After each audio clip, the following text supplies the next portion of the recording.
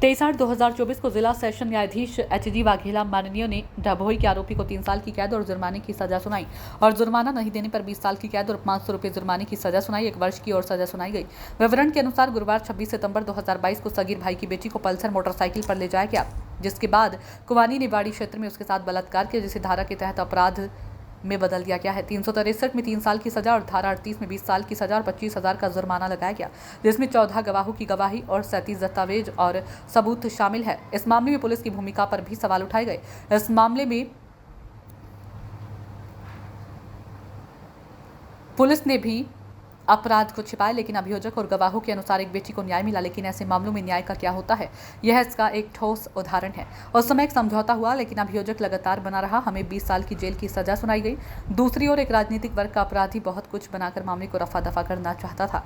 दबाव और सत्ता से जुड़े होने के कारण उन्हें कानून का कोई डर नहीं था, लेकिन यह न्यायपालिका में न्याय मिलने का उदाहरण है। अंत में जीत हमेशा सत्य की होती है। 2022 અરસામાં ડભોઈ પોલીસ સ્ટેશન વિસ્તારના ગામની અંદર ફરિયાદીની ભોગ બનનાર દીકરીને પલ્સર બાઇક ઉપર બેસાડી કૂવાની ઓરડીમાં લઈ જઈ તેની સાથે તેની મરજી વિરુદ્ધ સગીર વયની હોવાનું જાણતા હોવા છતાં શરીર સંબંધ બાંધી ગુનો કરવાવાળો કેસ મહેરબાન ડભોઈના એડિશનલ ડિસ્ટ્રિક્ટ એન્ડ સેશન જજ શ્રી એચ.જી. વાઘેલા સાહેબની કોર્ટમાં ચાલી જતા ગુનો કરનાર આરોપી કિશન અરવિંદ પાટણવાડિયા નાઓને તકસીરવાન ઠરાવી ભગાડી જવા સંબંધે 3 વર્ષની કેદ તેમજ 3,000 રૂપિયા દંડ તેમજ